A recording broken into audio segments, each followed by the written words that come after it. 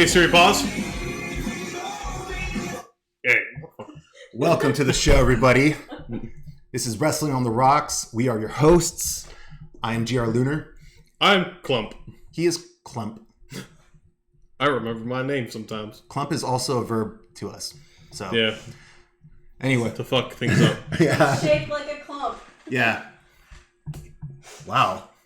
Producer being a little Just like I'm in high school again. Thanks. mean today. I have to fill in. Yikes. I have to fill in for Mark. Yeah. I think she's a little sharper tongue than Marsh at some point. Yeah. Yeah. Not just a little bit. Fuck. Anyway, welcome to the show.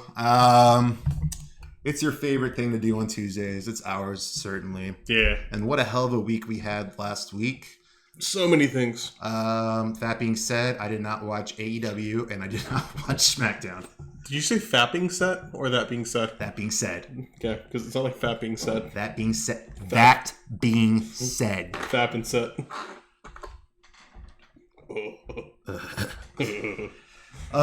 Yeah, so I didn't get to watch SmackDown. And then by the time I had the opportunity to watch it, it was Royal Rumble Day. And I was just like, Royal Rumble. I'm just going to Royal Rumble it. The only one who watched it. Yeah, so, producer will be chiming in her 2 cents about SmackDown and the lead up to the Royal Rumble. But we will be I'll talk about a little bit about Worlds Collide because I did watch that on Saturday. I think producer did as well. Yeah, so she'll be able to say some things about it. Yeah, some really good shows happening this week, or this last week, I should say. Yeah, so what do you want to start? Should we go into AEW? Yeah, let's get that out of the way. Yeah. Turd. Fuck y'all. So, AEW this week was pre-taped. It was part of Chris Jericho's Rock and Wrestling Raise Your Head C Part 2, the second wave. Hey, you know what though? Honestly, I might try and get into that next year. I might try and do that. I mean, the way I think about it, I'm like, that sounds like a fun-ass weekend. Yeah, it sounds like a pretty cool weekend. Yeah. So, I don't know. I'll look into it. But they sell out quick, and they imagine that they're going to sell out the next show just as fast. Oh, yeah. Yeah, it's really successful. Who would have thought we'd live in a time where a professional wrestling cruise would be a thing?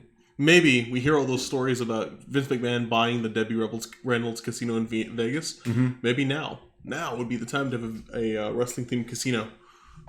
Hopefully not, but, You know what, man? They couldn't get the restaurant to work, so...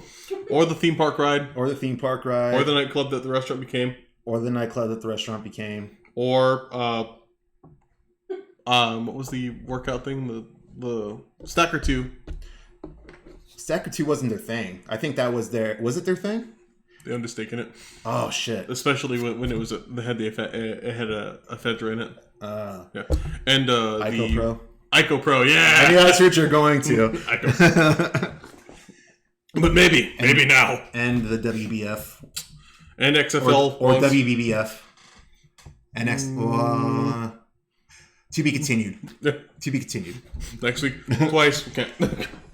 But yeah, so they had a wrestling event on a boat. It was really cool.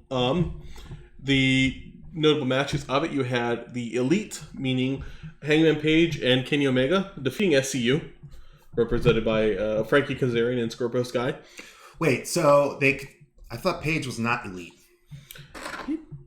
I thought he kind of parted. I thought that's kind of the thing right now. They've played into that, like in the show where he's like, I thought he's like half drunk, like, I thought I told him I didn't want to be in this anymore. Oh, okay. But I think he's kind of, and he has those like reservations to it. But yeah.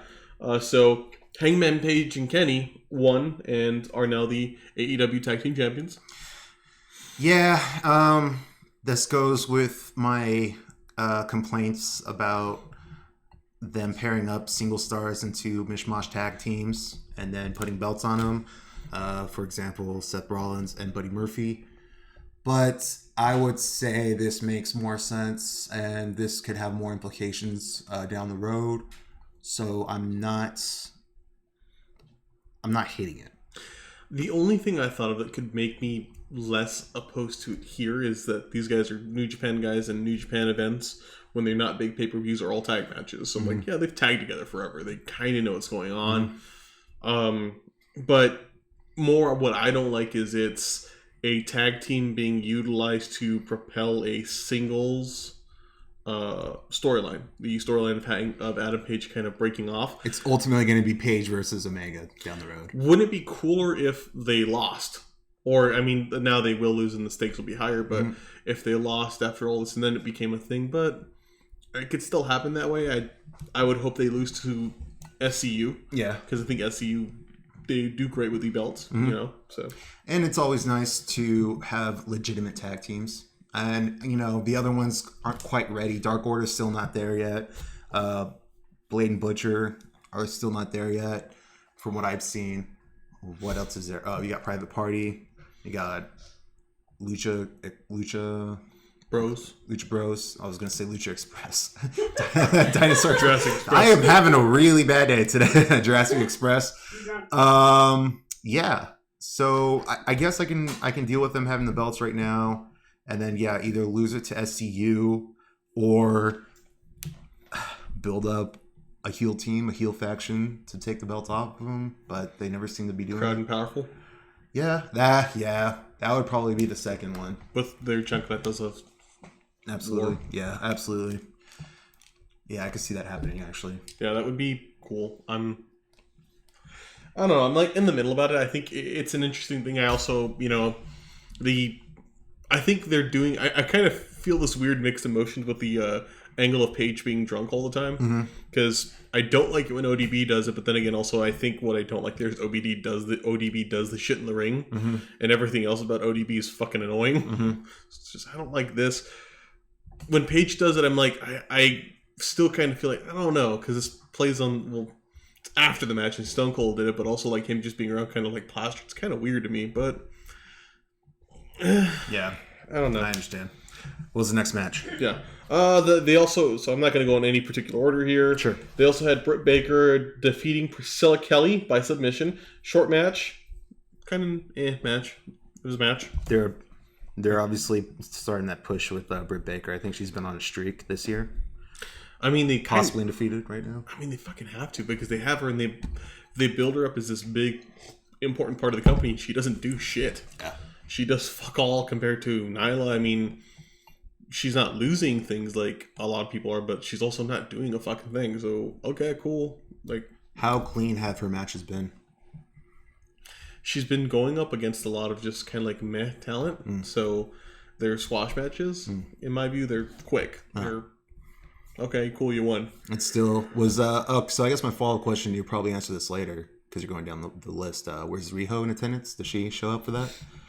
Nope. Okay. I think that pertained to passports. Yeah, I heard there were a few issues with passports.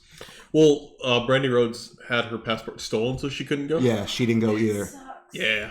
Oh, man. With going to international waters and then docking in like the Bahamas, which is another nation, for performers, I imagine you kind of have to have some kind of visaing. Yeah, absolutely. And it might be weird for I'm assuming Riho's a Japanese national. It might just be kind of weird visa thing where it might affect it. So we didn't really see any of their Japanese talent on this. Interesting. Yes. So then they also had Jericho, Santana, and Ortiz with Jake Hager on the side, defeating Lucha Express with Marco Stunt. So, and that was a long match. Lucha Express? Sorry, Jungle Express. I Jurassic Express. I gotcha. I'm rubbing off of Clint. Luke Perry's kid. Yeah. Jack Perry. Yeah. Jack Jungle Boy Perry. Yeah. Jack Perry, tall fucker, and midget. And Midget Boy. Yeah. Okay. Small child. And apparently Marco Stunt gave a performance. Musical performance. There was, if you are on the subreddit Squared Circle, a lot of content coming through of the cruise of John Moxley doing karaoke wasted all the time. Yeah. What's up with him wearing the eye patch? Oh, he got his eye poked out. He got his eye damaged, so that was the thing. Okay, kayfabe thing? Yeah. Okay. He looks a lot like the undying knight from Game of Thrones. Oh yeah, he Yeah, totally the does. Yeah, for sure. I would also say he kind of reminds me of like Snake, Plissken a little bit. Yeah. Yeah. Cool. But yeah, so that happened. MJF defeated Joey Janela in a singles match. Moxley defeated Pac. Moxley, other big thing, is the number one contender for the AEW Heavyweight Championship. Yes. So, I believe at Revolution we will have Moxley versus Jericho. When's the next pay-per-view? I think it's coming later this month or next month. No, it's next month because It had to be next month. This month is ending up. Okay, so all right, Moxley is the number one contender for the AEW Championship. Is that going to be the time to pull the trigger and move the belt? I think it should be. Mm-hmm. I don't know if I'd put it on Moxley. I think Moxley. I mean, well, Moxley's done some good matches in NJPW, and he can do good matches. I want to see him do that. I would like to see Moxley with the AEW title going to New Japan, heading overseas with the belt, and just beating some ass. Yes, Yeah. absolutely. That'd be really cool. That's best case scenario. Yeah, I'd like to see Moxley.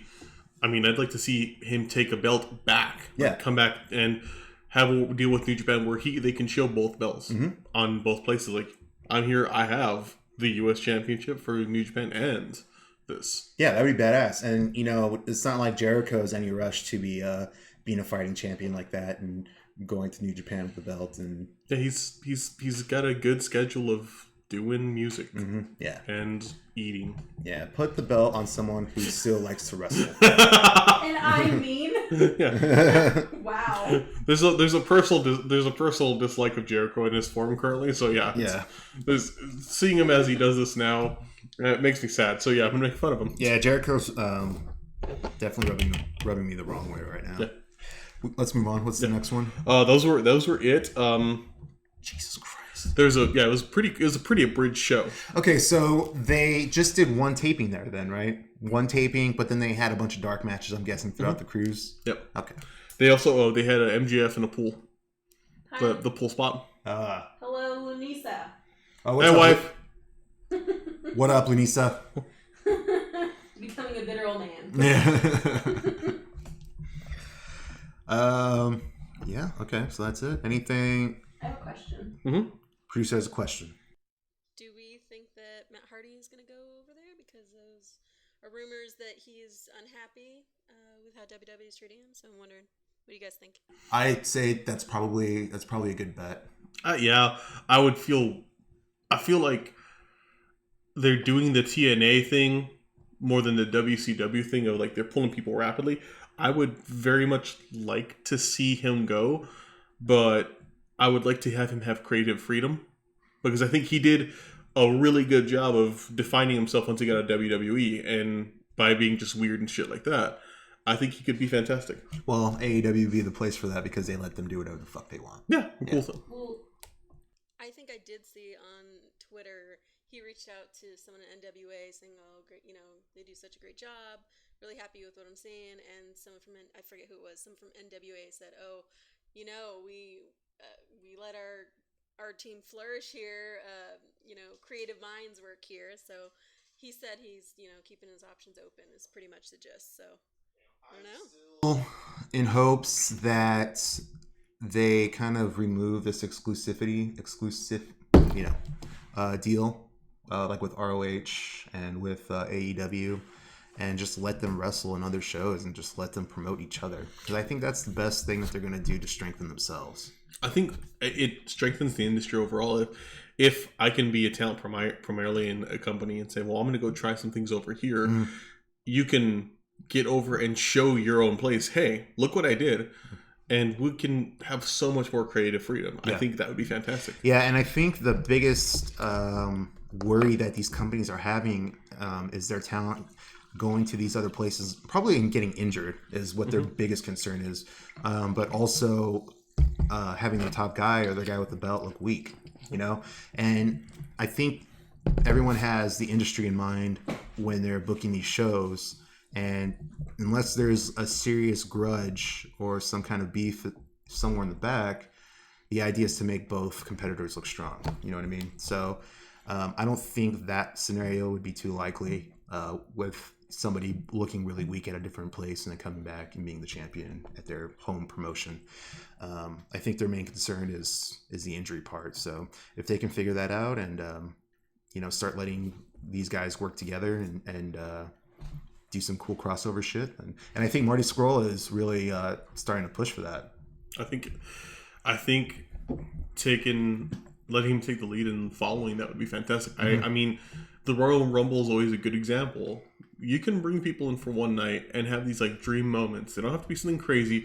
You can kind of live your fantasy of, oh, what if? And we're not doing that anymore. And it would be so cool to do that. Now, granted, we're going to get into a fantastic Royal Rumble match, but there are times where it's really cool to be like, oh, shit? Yeah. Him? Yeah. Whoa. And just have somebody come in just for a night, maybe a few shows here and there. Let them make some money. Yeah. And then let maybe this expand out. Because a lot of times, people going from one promotion to a new place and being free, they create something. We have a lot of examples of that. Then in turn defines them and grows the industry overall, but companies kind of want to clamor to. Yep. I mean, NWO coming out of Scott Hall and Kevin Nash leaving and being frustrated with creative. Yep. And then that being replicated by WWE in various forms, and then in New Japan, and It's replicated again and again. Yes. It became a standard exactly. for factions. Absolutely. What else were we going on? I feel like we kind of went off path there. AEW. Well, we kind of finished up with AEW, and I think that's about wraps it up. I think I said my closing statements about AEW this week. I'm not going to rag on them too much. I'm not going to put them in my bottom this week because everyone there had a really good time on the cruise. So I guess I would make that a plus. I think for them it was a successful event. If you make the event into an event like where it's so many different layers to it, I mean, you can be forgiven for having kind of an okay show. Yep. Yeah. I mean, absolutely. Yeah. All right. So next we will talk about NXT on Wednesday. Let's bring that up though, because I did watch it. I didn't make any notes, so I'm freeballing it today, folks. We freeballing. We're getting too comfortable here. I do remember like finding the NXT stuff was kind of a pain in the butt. Oh yeah, not on CBS Sports. Yeah, because they have it on because they're talking about Worlds Collide, so like the other results are the back article. Got it. Cool. All right, so go ahead and we'll just go down the list and then I can talk about it. So you had No Way Jose versus Cesar Bononi, right? NXT did not have No Way Jose.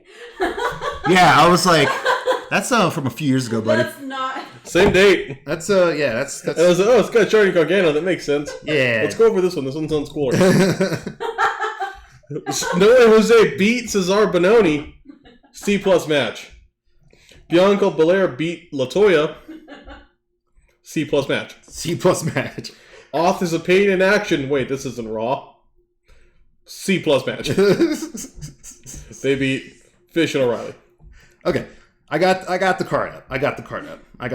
All right. So it might not be in a particular order, but we're going to go over the card. It was pretty cool. So let's see. I do want to kind of go in the card. Let's see. Damn, you're right. It was a little tricky. Yeah.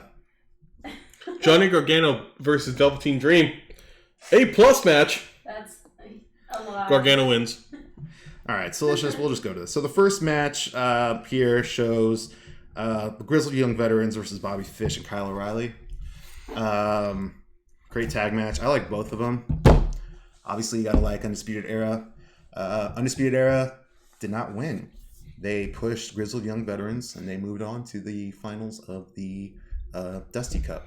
Nice. Okay. So I'm getting the Dusty Cup, and I'm going to say Crockett Cup one of these times. I'm going to call this the Crockett Cup. It's going to happen. This tag team tournament. Yeah, generic tag team tournament. So it was a good match. Grizzled Young Veterans proceeded to the finals. You have anything to say about that, producer?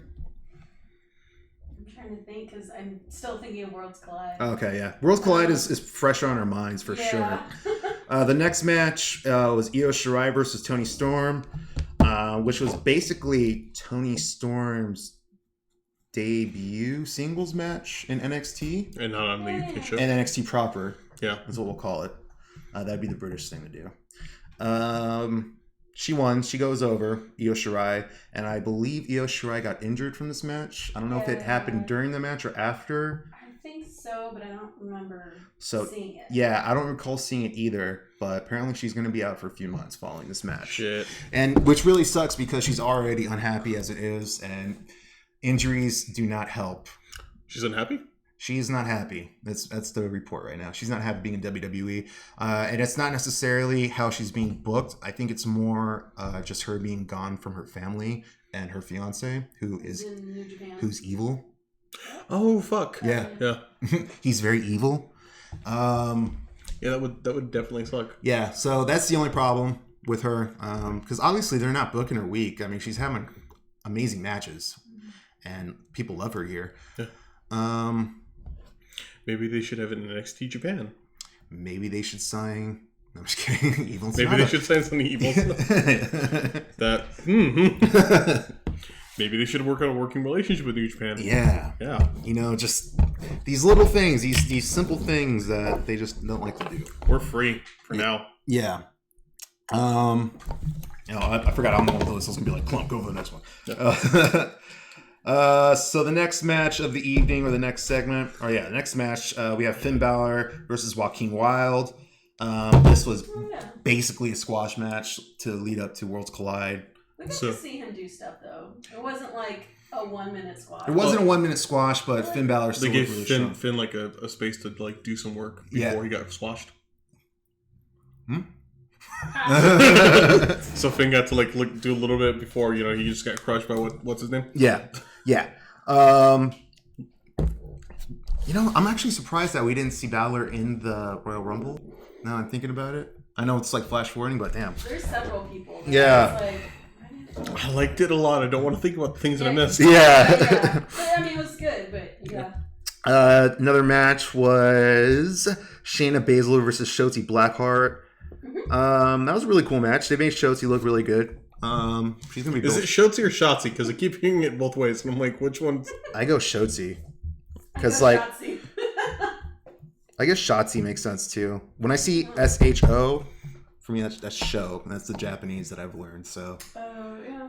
Yeah, but it's English. It's. I know. Shut up, Clump. Shotzi Blackheart. Cool. All right. It's also GIF, not GIF. Anyway. Yeah, it is. That I agree with you there. When GIF hurts me. Yeah, Baszler's being booked like a monster still, and I'm guessing that it's leading up to her eventual debut on the main roster. She's gonna be moving up pretty soon. Mm-hmm. So they're just kind of feeding her some talent right now to get some W's in. But again, Blackheart looks really cool. I like her look. I like the really bright green hair and the black gear. It's like a really stark contrast. Yeah. She really stands out. Looks really cool. She has a lot of personality. And she works well in the ring, so excited to see more from her. Yeah. I agree with Lunessa mainly because I have to contractually. It's not peanut butter. It's a graphical image format. GIF. Oh. Okay. The lines are drawn, people, and we've picked sides. I think. Where do you want Sheena to go? Like, I want Shayna to go for Bayley, and I want it to be like Friday. I want Shayna to appear on SmackDown. Well, apparently the original booking for Royal Rumble was to have Shayna win the Royal Rumble. And that was changed. They literally changed the results the day of. Really? Yeah. Oh, wow. But Shayna was originally booked to win the Rumble. They decided that there are other ways to get her to the goal without the use of the Royal Rumble. So a lot of things happened within the span of like 48 hours on the weekend. I agree with you. I think she'll end up on SmackDown. I think that probably makes the most sense for her. I'm really tired. I mean, I would rather see Charlotte versus Bayley than Charlotte versus Becky. Well, we're not going to get Charlotte versus either of them because the other report, sir, is Charlotte is going to be showing up this Wednesday and challenging Rhea Ripley for the NXT Women's. NXT Championship, excuse me. Oh, it's no longer the okay. Women's Championship. Yeah. So that's the current report. Spoilers. I'm sorry. Rumors. We talk. We don't know. I'm cool with that. But yeah, apparently Charlotte is supposed to be making a show this Wednesday. So don't be surprised if you see that. Did I say Shayna or Charlotte? Both. Both? Charlotte. Take it with a grain of salt. Take it with a grain of salt. And if Where it it's came from. if it does happen, you can tweet that you heard it here first. I'd rather see that than anything else. Marsh hates it. Marsh does not like Charlotte right now. So we've been kind of talking about it on Twitter. Nope. I mean, you like her? Charlotte? Yeah, I think Charlotte's cool. She's cool in my book. She's a good performer. She's on every fucking thing.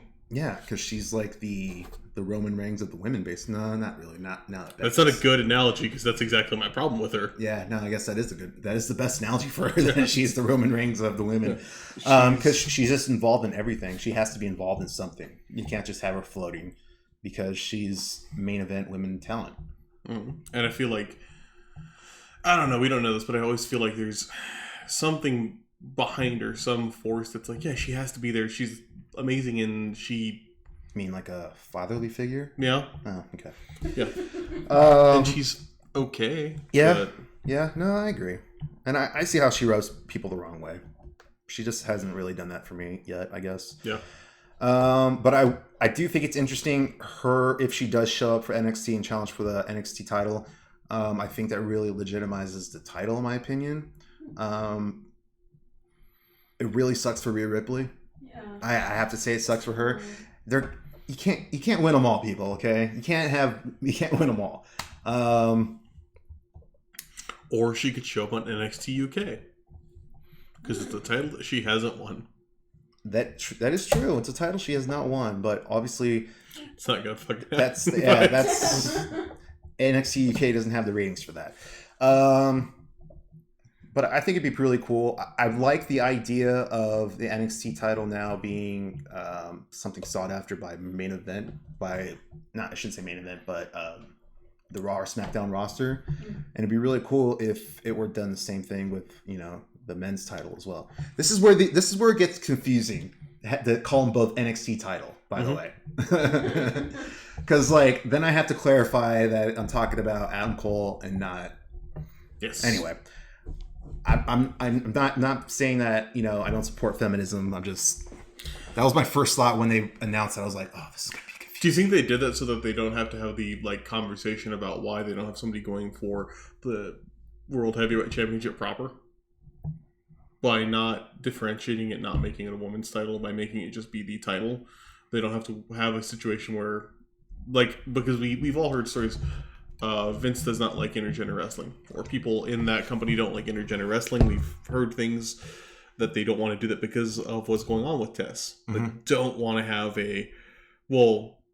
Becky versus Brock would be awesome. They're just not going to do that by kind of making them all just titles. Yeah. I guess, yeah. I don't know. It's weird.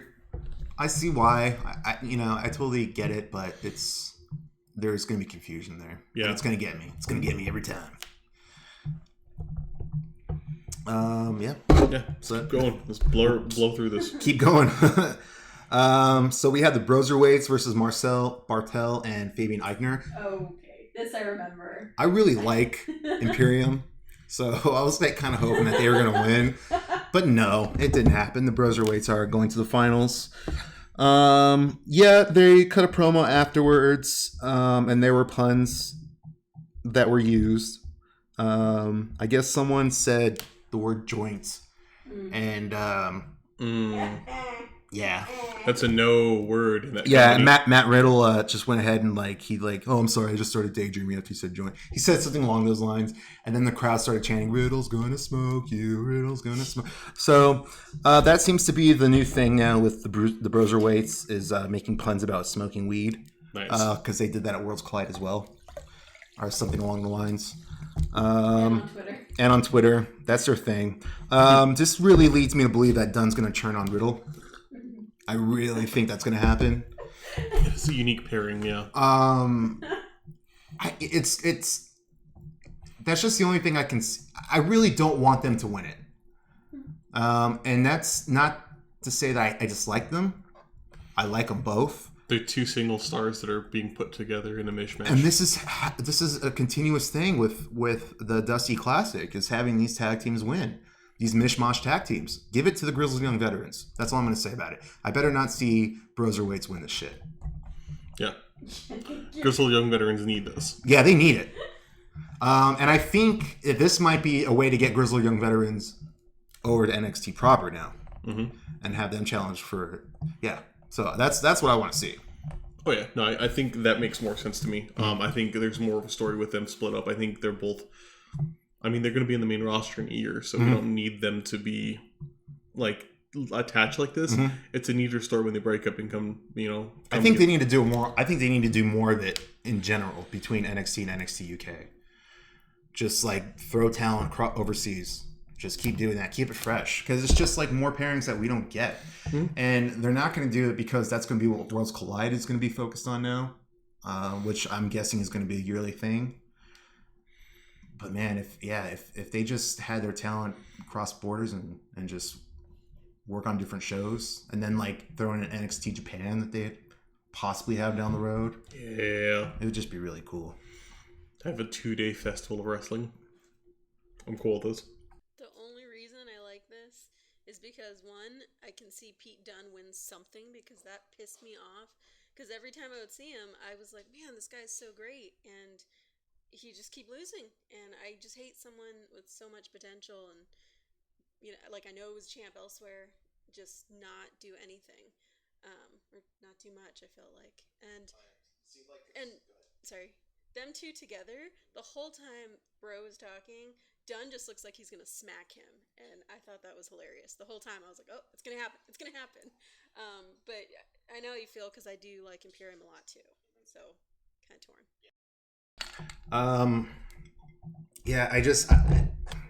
That's the only way I can see this ending is by a heel turn, one of them. Yeah.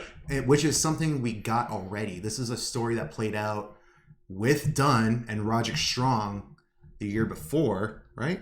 Was it the year before? Or 2 years ago? Was 2 years as much? I think it was 2 years, because Roddy's been part of Undisputed for a while now. So it's basically the same story. Roddy turned on Pete Dunne. The other team won the Dusty Cup, and Roddy ended up going to Undisputed Era.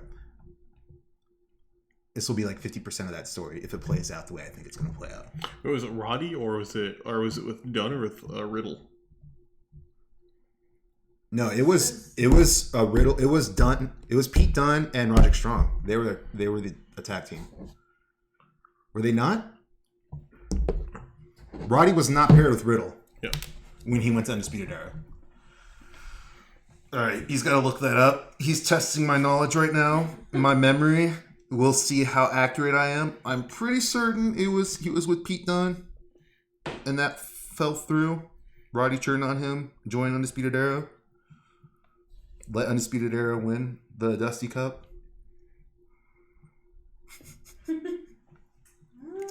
Well, he's going to find that out. He's going to verify or deny what I say. In the meantime, we'll go out to the main event. Yeah, you're right. Fuck. Main event match. 2 years ago. Goddamn good. Hey, take over New Orleans. Take over New Orleans, baby. The final match of the evening. Speaking of Roddy Strong, the North American Championship. Roddy Strong versus Keith Lee. And losing to Keith Lee, which is awesome. Keith Lee has gold now. Keith Lee has gold now. It was a good match. Keith Lee looks really good. Keith Lee always looks really good. Roddy Strong is really good at making other people look good. So yeah. It was a great match. With the favorable outcome that everybody wanted. Now we have some gold on Keith Lee. The absolute unit of WWE. The absolute unit. Yep. He's a big boy. Even Brock had to admit that. Total chonker. Yeah, total chonker. Yeah, so really cool. Hope to see the belts on him for a long time. I mean, they gave Roddy a really good run with the belt, so I imagine Keith Lee's going to hang on to it for a while. Oh, yeah. Yeah. Do you think after he loses that, do you think he ends up with the NXT title at all? I don't know if he needs it. I think he could go to the main roster and be okay. Yeah, me too. I think he could go pretty rapidly there and be okay. Mm-hmm. I just don't want to have him go and then be dropped down, because I think he's got charisma. He's good on the mic. He's fucking great in the ring. Vince loves him. Yeah, they already said Vince loves him, so I don't think they're going to let that happen to him. But that being said, yeah, I don't want them to rush it. Mm-hmm. Wait for the right time. Give him some give him some good time with his belt, legitimize the North American Championship, bring in another heel to end up taking him down. Yeah. And that's how the story plays out in wrestling, people. It's real basic. It's real basic. When you break it down to its bare minimums, it's heel and face and 50-50 booking. And Goodies and baddies. Goodies and baddies. Yeah. So that about does it for NXT. NXT was a good show. I like it. Keeps me interested. So the next show of the week, which I did not watch, Yep. is Friday Night Smacketh Downeth. The Rock Show. Yeah. It's always going to be the Rock Show. Let's see. SmackDown results. I mean, they had the SmackDown. I think we both didn't watch it because Royal Rumble came up and it's like, well, Royal Rumble kind of leads into this shit. Yeah. This was everything that happened on SmackDown was going to get resolved on Royal Rumble. Royal Rumble was going to provide all the recaps I needed. So, Yeah. I'm sorry. Yeah. I'm a bad reporter. So the one thing that I would say that I loved was you heard Liberty Bell speak, also known as who's Lacey Evans. So Lacey Evans cuts a serious Miss America promo. I mean, she's like nearly crying, and she was probably like cutting kayfabe, but like it went on a bit too long. But she's standing out there doing that speech, and then all of a sudden Bayley just like totally tackles her from behind, and it's so great because if you look at Bayley's Twitter, she had this someone did like a mishmash of like a rap song that was like "Move, bitch, move, bitch." It was like the perfect GIF. But that looked pretty dope. What else? I did see the video clip of Lacey Evans running down, holding on her sandals. She was like running barefoot, and then slaps Bayley with her chanclas. Dude, that was funny. I love that. And that is Lacey Evans expressing diversity. Yes, that's basically it. Yeah. I imagine that happened later on in the show. She got her paybacks like that. Well, that's how the show started. The show started with that. The clip of her running down. Oh yeah, that was like. Okay. Oh well, someone made that and just sent it, and Lacey Bayley found it. Not the Bayley clip, the one with Lacey running down, like the retaliation of her running down and hitting Bayley. I'm sorry. Yeah. Okay. That was later. Chancleta. And I still feel the same way about her. I really want her to look strong because this Miss America crap and her talking about how she's a leader. What kind of leader are you? Well, I'm one that doesn't face bullies. Okay, well, she's still doing the pinup stuff, which is not. It's just not fitting. I don't understand this character. She was doing it more so than she has last couple times. She toned it down. This time she was. I'm like, you're not. This isn't burlesque. Come on, man. And I love burlesque, but this isn't it. So there was that. There was also. There was. I'm trying to see what else. Oh, Usos. Sorry. I'm trying to remember what was. They had Usos pretty good. And Roman Reigns defeating Corbin, Ziggler, and Wood or Rude. You call him Wood? Yeah, whatever. I mean, I can't speak too much about the show, but that sounds about right. Yep. Give the faces their big win. Are they going to be making a faction out of that, or what? What's going on here? Are they going to call themselves the Samoa. Us? Samoa. Is there Samoa? Samoan Dynasty, I think that, they already said that, so. Well, Samoan Dynasty is already a thing. Oh, fuck. Okay, That's basically what the lineage is called, the Samoan Dynasty. Of, like, everyone in that family being in the business. That's basically what they're called. And I think it's also a faction on the independent circuit, too. I think that's what Rikishi calls his little group with Sefa Fatu and the women. I can't remember if they're like his sisters or if Sefa's sisters or what, but yeah, they have a few Samoans working independence right now called the Samoan Dynasty. fair. So something cool. I mean, I like them paired together. They're good together. I think it gives Roman like personality, and he's not just like the one note like action figure that kids want. Mhm. Yeah. You know, and I like the Usos just doing anything. They're cool. So yeah. Right on. Yeah. Next. They're so smooth. They had Elias and Strowman defeat Cesaro and Shinsuke. Wait, Elias and Strowman? Yeah. Okay. Yeah, Yeah. weren't they like not friends? Yeah. Yeah, that was This is weird. okay. This is a weird night. Big. That was one I didn't pay much attention to. I'm sorry. Sucks for Cesaro. That dude just can't get a winning record. Yep. Yeah, Big E was greasing himself up backstage. that was pretty good. That's always entertaining.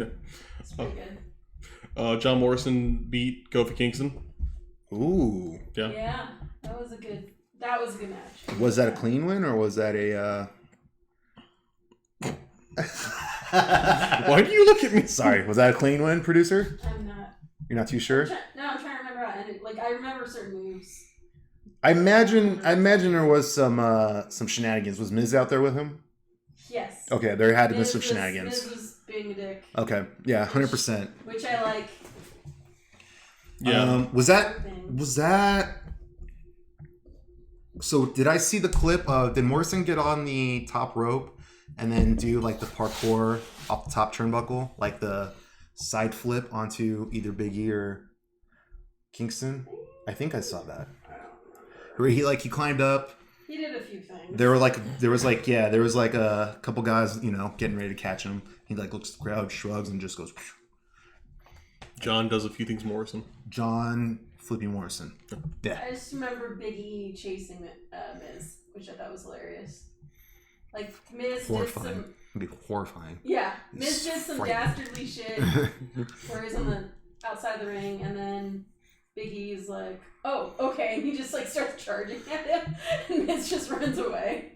Big E's such a gentle giant. If you like force his hand and make him charge after you like that, you must have really fucked up. Just all the New Day podcasts and just like thinking of all the stories. I know. I gotta start listening to it. Dude, it's worth it. I gotta start listening. The myth. The myth. All right. Um, What else? Fiend. Yeah, the The contract document. signing And what's funny is I totally called it. that he's gonna use Like, Blade. no, I was watching the NWA pay-per-view, Mhm. but I was still on Twitter. And someone's like, how's this? What? This is stupid. Why is the Fiend going to go to a contract signing? I was like, maybe because he has a special ink pad, idiots. Mhm. And it, yeah. So, Yes. smashed his hand, signed it with blood. Makes sense. You can do something crazy. Right on. So, that was kind of cool. Is that how they finished the match or the Yeah, the show with yeah. the signing? Okay. Yeah. And I'm guessing he beat the crap out of Daniel Bryan also. Yeah. Okay. I now want to see like Bray do a signing where he comes up with a big old fucking crayon.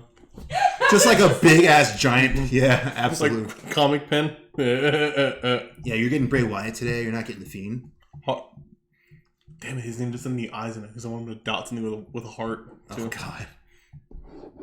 We're both like thinking like, how can they include a heart? Yeah, that sounds like a pretty decent go home show for the Royal Rumble. Yeah, it's late enough. Yeah, cool. All right. Well, that brings us. Blazing through this. Yeah, do we? Yeah. We're gonna talk about hard times? So you guys. Gosh, there's just so much content to review. Yeah. So the other thing that happened on Friday was NWA Hard Times, which was NWA's second pay-per-view of their relaunch. It included quite a few matches. One was a television title tournament. They had the semifinals and the finals. Nikki Stark's getting the win out of it, or Ricky Stark's getting the win out of it. Yeah, so it concluded with the final match being Ricky Starks and Trevor Murdoch, which was really tough for me because I like both of them. But I had a feeling that Ricky Starks was the man that they were going to put the belt on. Just how he's been billed before, how he looked in his matches. He got a big victory over Tim Storm, the former NWA World Champion. So, yeah, they are pretty high up on Ricky Starks right now. And I imagined he's going to be hanging onto the belt for a while. Heck yeah. A defending champion. We also had the tag team title match. It was a Tornado tag team title match with Eli Drake and James Storm versus Wildcard was in it, right? That was Wildcard's thing. Wildcard, right? I'm trying to find. Versus Trying to find just results. versus the Rock and Roll Express. Mm-hmm. Yeah, I'm pretty certain wild card was that. Yeah. My memory's so bad today. That was a pretty interesting match. Rock and Roll Express again they look strong. Yeah. As old men, they're just Like surprisingly good. they are just built strong. It wasn't who's the blonde one or the white hair one? Ricky Morton. Yeah, he's the one that took the pin. But it was due to some shenanigans. One tag team got involved and the other one pinned and just Camille and they. Oh yeah, Camille got involved too. Yeah, she did her normal like let me pull you down and shove you a little bit and not talk at all, just make a bunch of faces. So yeah, that happened. Yeah. The main event of the evening was Nick Aldis versus Flip Gordon, which originally was scheduled to be a non-title match, but beginning of the show, promos were cut by none other than Marty Scurll and Nick Aldis, and basically the stipulation was, okay, if I give him a title shot tonight, then the rest of our business is done on my terms. If you were joining us for the happy hour, you saw that. You saw all that and what happened afterwards. So yeah, he then excused Marty Scurll from the building. He's like, all right, well, first thing I'm going to do is you're not here. Get out, and I'll defend the title tonight. Ended up being a title match. Obviously, Nick Aldis wins because he is the world's champion. I never believed Flip Gordon was going to win the belt. Yeah. And now, the beef between Scurll and Aldis continues. And we will see where this goes. The stipulation is if Marty wants to go for the NWA title, it'll be at the Crockett Cup, and if that happens, Marty, if he loses, will refund every person in the arena's ticket. Money back guaranteed stipulation. Yes. The final match that mattered there, because I might have missed like a singles match. Oh, I did. I definitely did. Aaron Stevens. But the one I was going to mention right now was the women's NWA World's Women's Title match. It was Allysin Kay, the champion, versus Thunder Rosa, who is a unofficial friend of the show. And Thunder Rosa, yes, she's a friend of the show. I just like to talk. Show me. Show homie. Huh? Show me. Show homie. Show homie? Show me. Show me? Yeah, like a show homie. Show homie. Okay, show me. Yeah. Gotcha. I thought, like, what do you want me to show you, Clump? Jesus. Yeah, Thunder Rosa won. I did not expect her to win, but Really? I did not. No, I thought because Allysin Kay is, she's the champ coming into this new televised or this new broadcast. I imagine they're going to make her look stronger. She hasn't really looked that strong since they started doing the show. Yeah. So I was just kind of surprised. I thought She's come off as overeager and overeager. That's perfect. Absolutely. Yeah. But on the other side, Thunder Rosa was undefeated. She had some really dominating wins. She now has this alliance with Melina and what's her name? Marty Bell. Marty Bell. Marty Bell. Got it right. Marnie Bell, not Marty. Marnie? Yeah, Marnie. Didn't get it right. Marnie? Yeah, Marnie Bell. Really? Yeah. Stop. We don't need to verify everything we're saying here. We'll leave that to the chat, okay? Let the chat correct us. They got the balls to talk to us and correct us. Let them do it, Clump. And then you can verify them, and then you can talk shit to them. It's definitely Marty Bell. Fuck. You On this day, we just watched I'll it. build you everything. All right. Anyway. Wow, you were so confident. Bring the giggles. He was so confident. Definitely fooled me. I was like, wow, really? That's crazy. Not Depp, yeah. Yeah, and then the other match was the national title. Wait. What's so special about Oh, so yeah. Thunder Rosa? Yeah, Thunder Rosa is the first Mexican-born champion in NWA, which is really cool. So, we all approve of that. Yes. I'm Hispanic also, so I really like that. And so is a producer. So we approve. Let us know. And Well, Yeah. Yeah. Yeah. Fun I too. get told it a lot at home, yeah. we're the white-looking ones. Soy bueno. So yeah, we approve of the little Latin faction that they have going on there, and apparently That's a good name for our show. the Latin faction. The Latin faction. I didn't know Ricky Starks is also Hispanic too, but apparently I he was is. going to say that, Yeah, actually. I knew that. Yeah, they took a picture of Yeah. all the Hispanic talent in NWA. How And- can you not tell that, Clump? No, I could tell he was. Oh, okay. I was Well, I wasn't sure if he was Hispanic or if it was like, black. I don't know. Mixed? Light skinned black, mix. isn't he like? Where's he from? Like what? Like is he New Orleans. That's where he's built out of, Louisiana. Cuban? So come on. I thought he was Cuban, That too. Okay. So I mean, which is Hispanic and yeah, exactly. So I mean, there's a lot of Dominican, but that's what Marty Bell is, Dominican. So there's a lot of things that can be. Anyway, There's a lot of Hispanics. Yeah. another one that I didn't know, wasn't too sure of, was Eddie Kingston. He's Hispanic, but Yeah. it makes kind of sense. yeah. He just doesn't really. He doesn't come across Hispanic to me. He just comes across as angry New Yorker. New Yorker guy. Yeah. So I guess it's Yeah, the accent that throws me off. off. Yeah. Anyway, Yeah, cool for Thunder Rosa. yeah, really cool for Thunder Rosa. And then the last match of the evening that we'll talk about wasn't chronologically, but the national title, national heavyweight title. Holy crap! I totally forgot what that match was. Oh, that was Aaron Stevens versus Scott Steiner, Big Papa Pump. Mhm. Honestly, the match wasn't that great. It was kind of a slow match because Big Papa Pump can't do a whole lot. Aaron Stevens is a showman, very theatrical. I don't know what I had. Well, yeah. And he also ran away. He also ran away too. That is true. So it was a weird match. I don't know. I guess I could have seen them put the belt on Steiner.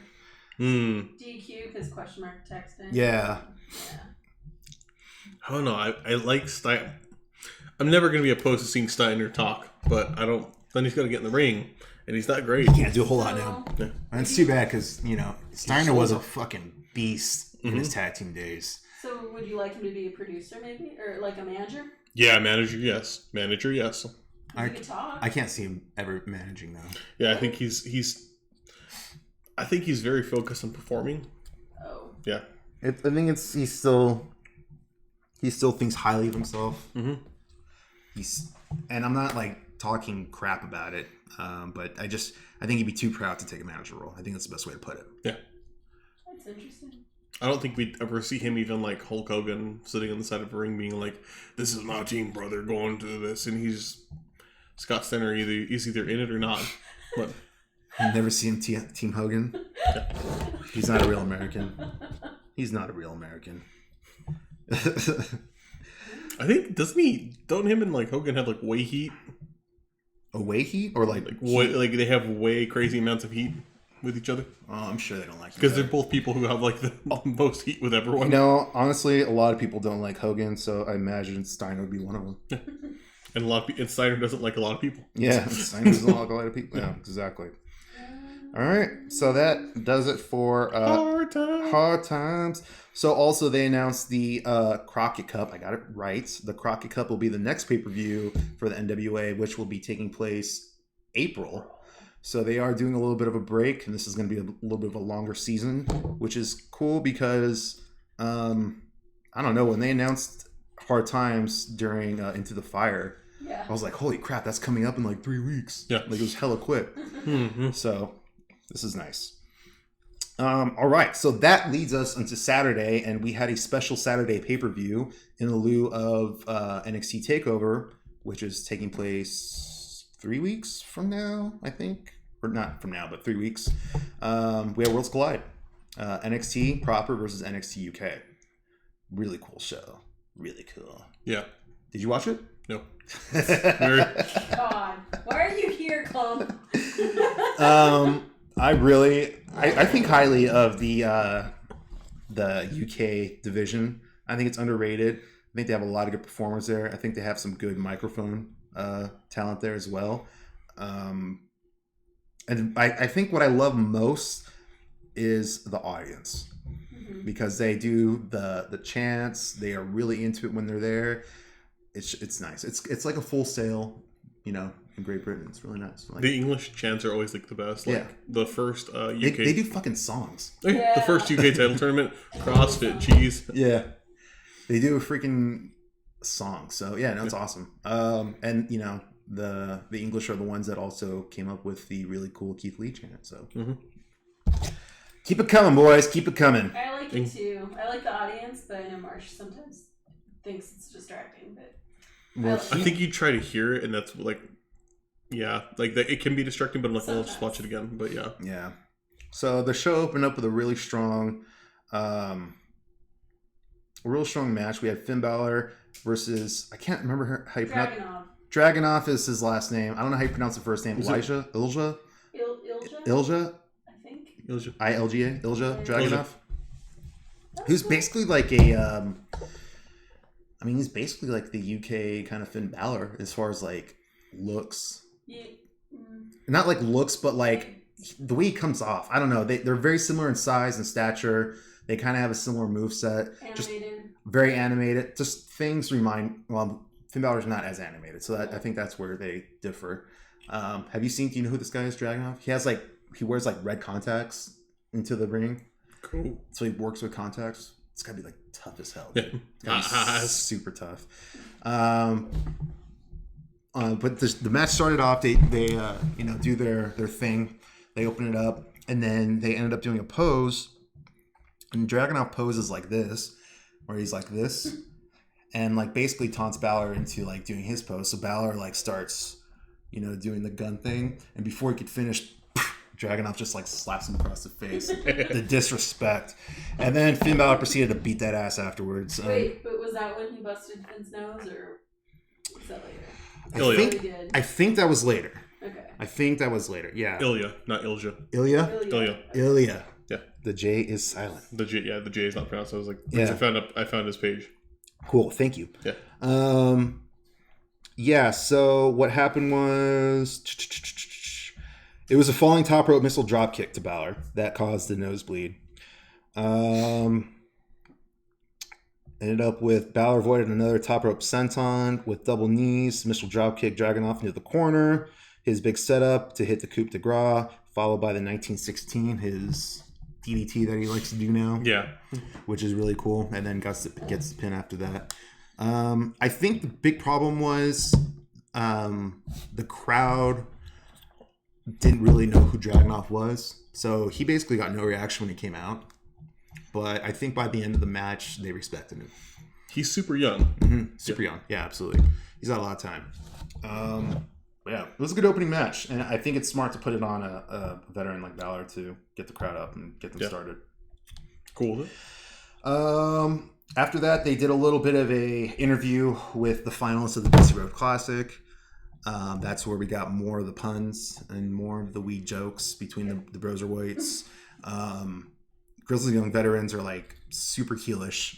Like the crowd hates them. Just before they can even start talking, the crowd just like boos the shit out of them. So I think that's a really good sign for them. Again, I really think that they're going to win the match or win the cup. I really hope so. But yeah, it was just kind of, it was dumb. I'm sorry. It was just not, the whole pun thing that they're doing with Matt Riddle is just, Was it dumb in a good way at least, or like just like? I guess in a good way. People like it. People love Riddle. People love Riddle. People love bringing up the fact that he likes weed. So Yeah, people like weed. If you like weed, people like you. yeah. They relate. Yeah. So he's definitely super over. Stoner culture is just an appreciation of its existence. Yeah. Just look, I appreciate you existing, friend. Yes. The next match we had was this was really cool. Fatal 4-Way for the Cruiserweight Championship, and this was a hell of a match. So we had Jordan Devlin, Isaiah Swerve Scott, Travis Banks, and the champ Angel Garza. Honestly, I thought this was going to be. I thought Garza was going to retain, just because he's kind of a new champ. You know, he doesn't really. But I think their biggest issue with him right now is he doesn't speak. He's mute. I'm just kidding, he's not mute. I'm just making shit up. They don't put him on the mic. Yeah. And I'm not sure if that's a language barrier thing or he's just not good on the mic. but he hasn't really done any talking since he won the championship. So he's all about pulling the tights off. It's basically his shtick. This is what I do. Yeah, and I think it played out pretty quick for the execs. Obviously the crowd likes it because ladies just get all hot and bothered when it happens, right? Right, producer? Wait, for what? For Angel Garza when he rips off the tights. I think they do. He's Latin and fiery, and his pecker is almost out. That's good shit. Yeah. So It's one layer of cloth and dick. Jordan Devlin for NXT UK picks up the win. Is the new cruiserweight champion. That's the guy with like the square head, right? Yeah, he's mini Finn Balor. Yeah. Yeah, His head is a square. It's a square. yeah, and his chin jawline just doesn't really help the case. Yeah. But I'm the mean one here. He's just kind of a blockhead. Yeah. Okay. But yeah, he is the cruiserweight champion, so they're bringing the title over to NXT UK. Let him play with that there. I think that's really cool. Again, I really like seeing titles cross over. Yeah. It's cool. It keeps it interesting. Plus, they're all small over there, so like they'll get more. Oh, you can fight everybody on the roster. Yeah. Well, other than Walter, everyone's under 210. Dave Mastiff. He can lose some weight. So yeah, I'm excited to see what he does with the title. If this means we're gonna see him more in NXT proper also to defend here, and maybe see him in pay-per-views as well if they ever pre-show, because they're never gonna throw in the main show. Never. But yeah, that was a really cool finish. I did not expect it, but the outcome made me very, very happy. Very happy indeed. So the next match we had was the quote-unquote dream match. We had hashtag DIY versus Mustache Mountain. The reunion of DIY, Johnny Gargano, Tommaso Ciampa. Which it's just weird. It's just weird seeing them together. Yeah. I saw gifs from it. I was like, oh, that's cool. I was like, I want to watch this, but it's just, it was cool to see it was cool to see them work together again, because they do some pretty cool stuff and they are a good tag team, but just it was basically like, well, they just had this bitter shit going on for the past 3 years, and I don't know, even if it's a one-time only, it was cool. It was very nostalgic. It was cool hearing this theme song again. Yeah. They had like matching blue gear, but it wasn't like their old gear. Tommaso was still wearing camo, and excuse me, Gargano had like some, I don't know if it was like superhero themed or something. Always. He usually does that. And then Mustache Mountain came out. They had a funny spot where they were showing a lot of respect to one another. They were shaking each other's hands. They were being face versus face. At one point, they did a pose off. I think what happened was, I'm not sure if it was Ciampa that started it or Strong Boy. I call him Strong Boy because I can't think of his name right now. Tyler Bate. Yeah, Taylor Bate. Yeah. Tyler Bate. But he flexed, and then basically what happened was Trent Seven ended up getting in the ring, and Ciampa does the flex, and Trent Seven's like, all right, like he's getting ready to do it, and then he just shakes his hand like, nope, you win. You are a buffer man, sir. You have no body fat. Yeah, you have zero body fat, Ciampa, so you win. It was a really good match. Everyone got their stuff in. I think we saw all the finishers, and then some, with DIY coming out on top. Looking adorable as they do when they win. Yeah. Yeah. Lots of hugs. Head petting. Those. Yeah. Mm-hmm. Yeah, and then Ciampa threw him into the screen. I'm just kidding.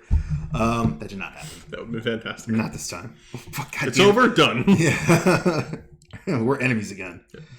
Yeah. So that was a really cool match. And then Rhea Ripley versus Toni Storm. Yeah. Which is basically... So this is basically their third match within NXT and NXT UK, with Rhea taking the win. I don't have much to say about the match because, in my opinion, it was kind of the weakest match. For a hot second while I was watching it, I forgot about what the true main event was, and I thought this was the main event. And when it ended, I was like, "The fuck? This was quick." Yeah. Yeah, it was pretty much a quick match. Storm squash. Kind of. She got her stuff in, but it's 100% a clean victory for Rhea Ripley. 100%. She hit her with a finisher, and then boom. And then we get the main event. And that was Undisputed Era versus Imperium. A big old 4-on-4 match. Big old Match of matchiness. slobber knocker matchiness. Unfortunately, I'm not going to go spot for spot, move for move. Unfortunately, beginning of the match, or towards the beginning, Alexander Wolf suffered a concussion, legitimate concussion, to the point where the ref threw up the X, and everybody knew immediately that was a bad sign. So they actually had to do the camera work where they didn't show Alexander. A lot of time killing took place right there while they took him to the side and evaluated him, and they took him to the back. I guess, according to Twitter, his Twitter, he's okay. And I guess concussion he's blaming himself for it. But, people would take blame for stuff like that. It's probably Kyle O'Reilly. Fucker. Just kidding. Oh. But I think I do think the concussion took place while Kyle O'Reilly and Bobby Fish were beating him down.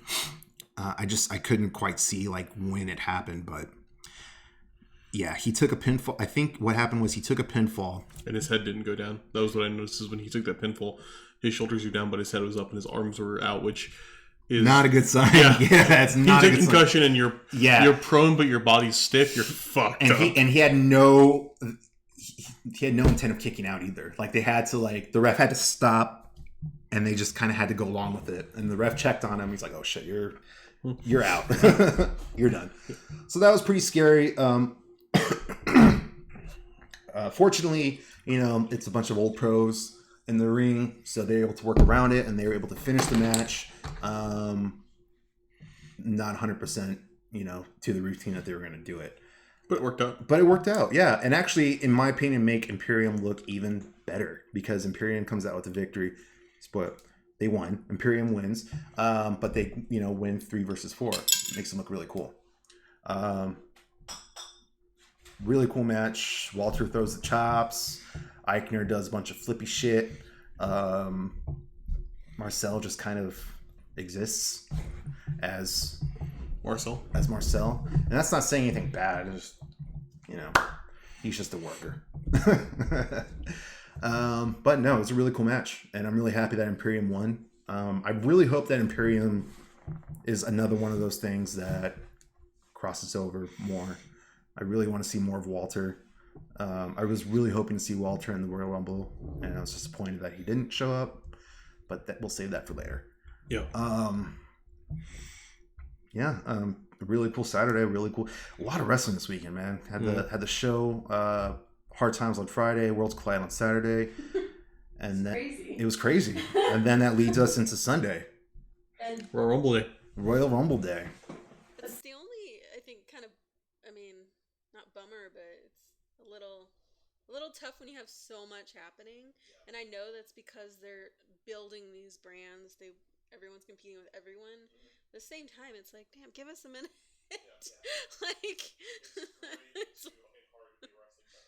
Yeah, exactly. So we had the Royal Rumble on Sunday, and we did have the watch along for that. So hopefully you joined us for that. If not, we hate you. Yep. You're dead to us. No, we don't. So the Go. So the Royal Rumble occurred in Houston. So first things first. I missed the pre-show. The pre-show, yeah, we didn't watch the pre-show. We had Sheamus versus Shorty G. Weird match. Squash match. No, it actually went up pretty long. There's a lot. Really? Yeah. I came back towards the end of it. So. Yeah. There was a lot of it was gonna be a squash match, and it was a size thing. Sheamus won. Shorty G had Chad Gable. Hate that I have to do that now. His ear got fucked up, so it was like bleeding from his ear, which looked weird as hell and bad. Like, so like just blood pouring off the side of his head. The lighting was really weird. Really? Pre-show because they still have the pre-show. Yeah. So like ballpark with this and the way their parks up is giant fucking half the things like this glass. So all the Houston sunsets just hitting it, and Sheamus looked white.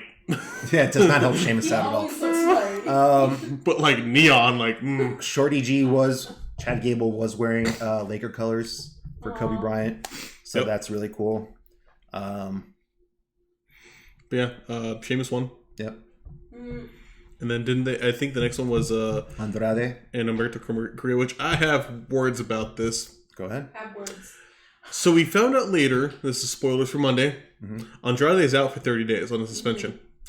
Why? And Carrillo had this great moment where he looked super like he almost won, and he looked angry, and he looked the best. And the crowd turned for him.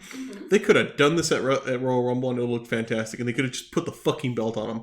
They didn't even put it, in no way, this makes no sense. Because Andrade is out with a belt. He's officially out, by the way. This is a statement released by WWE. This just, made it official today. But While holding a belt still, which makes no sense and devalues the belt. Yep. And really, I think devalues Humberto Carrillo, who, dude, looked good. And he is a good performer. And that, when he got angry, looked fucking fantastic. Yeah. Go ahead, producer. No, actually, no. Okay. I think why they don't want to put the belt on him, Humberto also doesn't have the best English. Andrade does. Andrade has Zelina. Yeah. That's what I was leading up to. Yeah. Andrade has Zelina, Humberto doesn't. So he doesn't really have someone that can do the talking for him. In the ring, they're both spectacular. But as far as what you're saying, I'm sure it has to do with the Charlotte connection. Is that what you're getting at? Yeah. I think I knew that's what you were leading up to, and I could totally see it. It's a politics game in the backstage, and Andrade is marrying into power. Yep. I think, I mean, you could give Humberto somebody to talk, be fine. I think I don't have a problem with it. He's growing, valets that speak for him. Yeah. No, I agree. They just don't have it now. Yeah. They don't have it established. And, it in a world where they do a lot of rewriting and script changes in the last minute, you think that they could do something like that pretty easily. Oh, well, we need to get the belt on him because Andrade is out for 30 days. Well, we need to get him a manager really quick. We'll bring someone from NXT really quick. They have resources to do this shit. They just choose not to. Totally missed opportunity to not have the belt on Humberto right now, who was coming in hot and is generally a fan favorite. Yeah, and Andrade could come back and get it. Yeah, exactly. He's a heel. He could just come back and just do something and get it. And in San Antonio, it would have been cool. Like we hear it again and again about WWE trying to reach out to the Hispanic demographic. They time and again pull people to try and do this. It would be kind of a cool big moment if that's your logic to do that in San Antonio or in Houston. These are cities that have a very large Hispanic population. Yeah. Yep, I agree. 100%. That would have gotten a pop. Did you take a hit on a vape? I did. God damn it. I did indeed. I just sneak it. Yeah. Sneaking in. You want What is it? it? It's stuff. Okay. Stuff. It's stuff. Where's your button? There's no button, just right there. Tastes like tea. It's really good. It's a good flavor. So the next match. So that was the end of the pre-show. None of us watched the pre-show. How did that look on camera? Really good. Vape Lords. Vape Lords. Marsh is probably being he's in his hotel room, probably Throwing shit. He's throwing shit. in the room. Yeah. I could just see the chair flying across the room. So that's the end of the pre-show. Again, we did not watch that. We did not follow that. We started our broadcast when the main show started. And the opening match was Roman Reigns versus King Corbin. I like how they call him King Corbin now. It's not Baron Corbin. It's King Corbin. Love it. It was a good match. I went back and watched it because I got here late. It was a good spectacle match. It was a good way to start it and showcase. We're in a fucking baseball stadium. We have baseball stadium-ish. Look at all this room we have. That's basically what it was. So much room for activities. Yeah. No, producer and I thought it was a pretty good match. It went by pretty quick, actually, and it was a long match. I think it went about a half hour, 20 minutes, half hour. So I connected it back to like at WrestleMania 17, which is also in Houston. They had the hardcore match, which they tore down the inside of the stadium and almost tore down the feed with Raven, Kane, and Big Show. Like I was like, oh, cool. This is like a neat Houston thing, I think, to do. yeah, so they, like we said, they moved around. They did not stay in the ring for very long. There was a spot where they threw King Corbin into a, what did Michael Cole refer? A structure. Michael Cole calls it a structure. Generic structure. Yeah, he did not refer to it as a porta potty or a shitter or a bathroom or any of those terms. He called it a structure. He also called Roman Reigns' chest protector a battle vest, which was These are all buzzwords given to him by Vince McMahon. a battle vest. It's a battle vest. Don't call that don't call that a porta potty. It's a structure. Battle vest. Vince. God damn it. Medical facility. Yeah, medical facility. Anyway. Yeah. Yeah, so they're out in the crowd for a lot of it, and they end up at the dugout where Corbin takes the pinfall, the 1, 2, 3. Nice. And it's a funny thing because you're like, did they end up at the dugout? I was like, yep, they did. They're so far away. Yeah. It's crazy. Yeah. But again, it went on for a while, but it didn't seem like it did. It was entertaining where I didn't notice the length of the match. The show didn't really start hitting me until later. In other words, my vigor didn't go away. It wasn't that long though, because I was looking at the runtime. 4 hours and 11 minutes for a major pay-per-view. I mean, it might be because WrestleMania is like 7 hours. You know, it's long, but it's not as long. God, we're like 68 days away from that too. You know. Yeah, I think we have to like enlist Kevlar because you could barely make it. We'll take the day off after. Hey, at least we're not like in the UK. People just have to stay up crazy. Oh yeah, those are the real fans. Yeah. They're the real ones. The next match we had was the SmackDown Women's Championship, Bayley versus Lacey Evans. Damn, I'm going to be honest with you guys. I kind of thought that they're going to have Lacey win. Yeah. No. We did not. We did not. I just think that Vince McMahon's really high on Lacey. And With the kid there and everything, I was kind of surprised we didn't see that happen. I was like, oh, well, yeah, her kid's there. That's going to happen. They're going to do this big feel-good moment. No, I did love Bayley. Like, this is your mom. this is your fault. This is all. That, like, Yeah, I like that too. you're good at this. Yeah. You're good at being an asshole. Yeah, Bayley and Sasha Banks are both good at getting the kid involved. And I love they like cut to the kid. The kid's just like, Yeah. yeah. It was fun. Bayley wins, retains the title, which I am happy about because we are all fans of Bayley here. But yeah, Lacey's not ready. She's and I'm not really knocking her. I know we each have our individual gripes about her, but I do like a lot that she does in the ring when it is fluid and when it does go well. You know, nothing is fumbled. She has a really good moonsault. She has a really good. I really like her finisher, even though it's just a punch. It's just kind of it's cool. And She's also got the arms for it, and I'm like Alexa, which I always find the 5-foot-tall like knockout punch is hilarious. Like, yeah, and she also does. She does like that handstand on the top rope into the kick, and I think that's cool too. So yeah, she has some cool things. But yeah, they could definitely do some tweaking with her character and with her social media personality. Just make it more consistent. I did notice in this match she was catching the ropes a lot. So there was a spot too where what did she do? I can't remember what the spot was, but she almost fell completely out of the ring, and she caught herself with her foot. Yeah. And pulled herself back up. So yeah, there were a few spots there where she got a little sloppy. Yeah, indeed. She's just not as experienced. Yeah. So. She'll get there. I mean, Yeah. there's a lot of beta testing on this. Yeah, she'll get there. But at the same time, she's been doing this for. I think she's been in the game for like 5 years, right? It's a lot of beta testing. And it's a lot of beta testing. So they just got to find her style, her and not make her do shit that she's not comfortable with. Yeah. I think that's the big thing. If you attach her to America too much, though, when she turns heel, it's gonna be weird. It always is kind of weird when you make that. Yeah.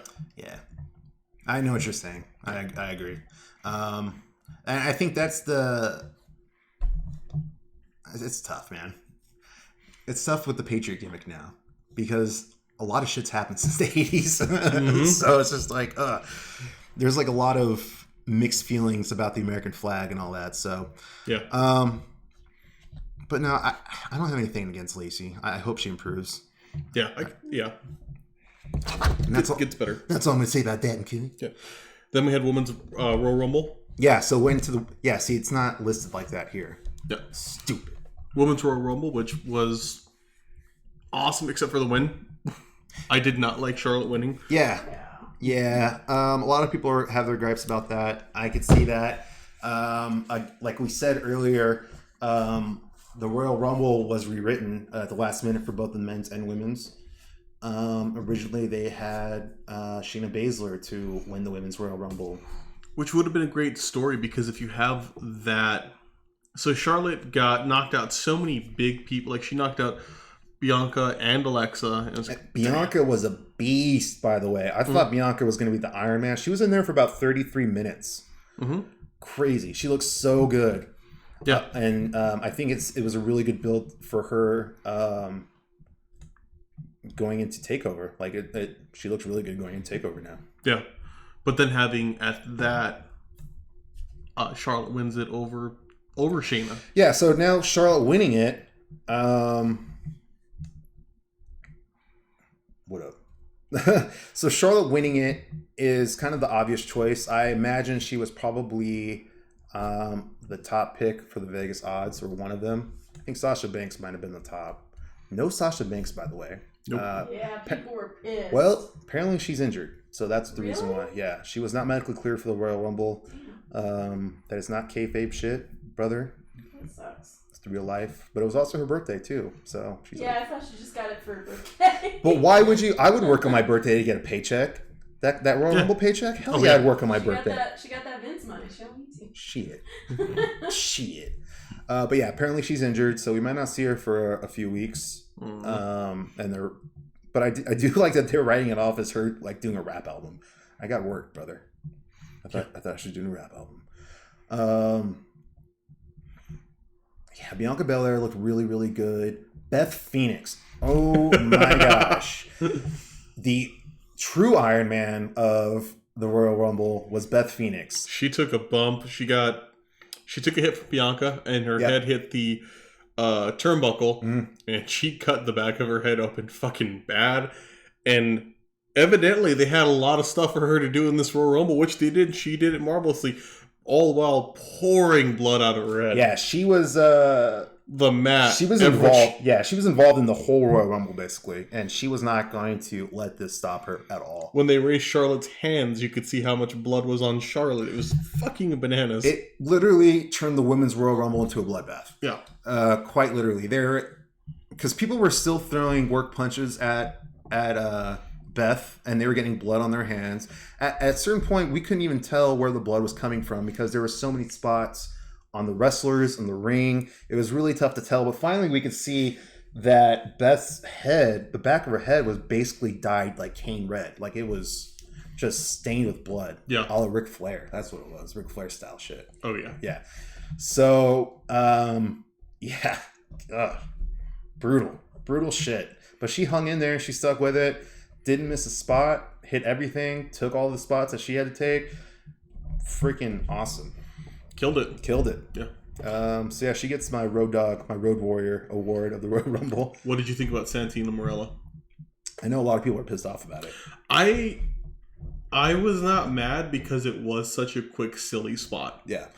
There's been a lot of things with like the women's Money in the Bank where it's like, oh, cool, James Ellsworth, a man's winning this. It's really shitty. That's different because James Ellsworth played a pivotal role in like a victory, right? For a woman. So he got the win for a woman. This spot was purely comedic. He did not eliminate any of the female talent. And basically, he had no effect in the Royal Rumble. It was just, he just ate up a spot, which, again, they're probably pissed off about that. They ate up a spot. But you need comedy in this, which is fine, you know? You need some kind of need something different. You need to throw some spice in there. You know what I mean?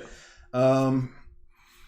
Yeah, he goes in there. Naomi has this. They have a screenshot of her where she's just like, while his music's playing, she's like, "Oh my god, no." Well, and he had heat with Beth and Natty, so I was like, yeah, cool, fine. Mm-hmm. He tags himself out, cool, easy, Yeah, done. Yeah, so he comes in, he gets stared down by Beth and Natty. And he's like, "Oh shit!" Brings out the old what did he call it? Cobra. The Cobra. Yeah. Taps himself. He's gone. That was it. You know, had he eliminated any of the talent, then yeah, I could see there being an issue and why they'd be upset. But no, he just showed up. He just got a quick paycheck. Give the man a paycheck. And they were playing into it too, like I think because they were referring to his Mrs. WrestleMania because he won Miss WrestleMania from Beth, and it was this big thing. And then they're aware that this is a kind of like the amount of change they've had. This isn't pulling him in because it'll be funny. It's like it's funny, but also like. Look where we're at now. Yeah. Like, at this hokey bullshit we did 10 years ago. Yeah. This is where, and that's, and I think Naomi was playing into it, like you were saying, with the look that she had. Because, like, she was just standing there like, oh, no. Like, We're doing this. We're doing this again. I don't know. What did you think, producer? Sorry, I was going back and forth with someone on my phone, so. All right. Never mind, producer. So. It's all good. We were talking about the Santina Marella spot, but I have seen some backlash on Twitter, particularly with the transvestite community. Sorry, I didn't know that character too, so that threw me off. Well, yeah, I didn't have a background growing up sure. with that character, so. Yeah, and I didn't watch wrestling during his time either, but I was familiar with that moment that happened. So. I enjoy a good callback, and that's all I look at it as is a callback. I don't think it's disrespectful to the women now. If anything, it shows how much we've traveled since then and how far we've gone. Oh, actually, now that I think about it, I think what I read on Twitter and social media is that some people were pissed because that guy, like on some podcast, he was just saying some stupid crap and homophobic crap, and so I think that's where people are like, oh, so he's not trying to, portray this great character. He's actually kind of doing the opposite. So I think that's where people's beef is, but I could be wrong because I'm not familiar with it, honestly. Yeah, I could. It's hard for me to. I sympathize for people, and I don't throw out someone's anger as overreacting too easily. It's really hard for me as a light-skinned male to relate to these issues, so I can't really have an opinion on them. But I'm not gonna discount anybody's opinions about it. You know what I mean? I just think there's probably more offensive things out there, I did. It doesn't make it better, though. It doesn't make it better, but yeah. I did briefly kind of see the comments he made. It was in 2019 to Wrestling Inc. Yeah, okay. I can see why people are upset. Okay. Yeah. Okay. Yeah. So maybe I need to educate myself a little bit more about it, and I could change my opinion. I'm sorry. I don't know. I don't know where I was going now. I lost my train of thought. Damn it. I think for a spot like that, not knowing it, like I think knowing more, like adding context and kind of being aware of things that they do. Yeah, I could see why people be upset. Not knowing it, thinking of it as it was. Yeah. It's like who could have they brought it? I mean, there's a lot of talent that they could have brought in. Yes. Yeah. I'm just thinking like. Yeah, there's so many people that they could have brought in. Any kind of legends from before. And again, this is one of those things where bringing someone from another promotion for a one-off, you know what I'm saying? Like, how crazy would it have been if Tess Blanchard showed up for the Royal Rumble? Thunder Rosa. Like, just something crazy like that. People won't really be familiar with Thunder Rosa, though. Yeah. I don't know if I don't know if she'd get the pop. Well, maybe. In Houston, Texas. Yeah, she might have. Yeah. Yeah, But there's a lot of people we didn't see in the Women's Royal Rumble. We didn't see the Iconics. We didn't see Sasha Banks. I think Iconics are helping in Australia. Yeah, Iconics are home right now. Casey, I thought we'd see. Didn't she retire? She's back. Wait, she didn't come back for the Rumble? No, she wasn't back. Yeah, she came back a while ago. Not last week, but I think She did come back. Oh, okay. She did make a comeback. Good point. Because she did her thing last year. She was awesome last year. Naomi was awesome this year. She walked on her hands and did the backwards. Yeah. Casey's spot last year was fantastic. She's crazy. But they did show a lot of NXT women. Yeah. I guess the one I was kind of expecting Kaylee Ray, the women's champion, to be there. Maybe Viper. Yeah.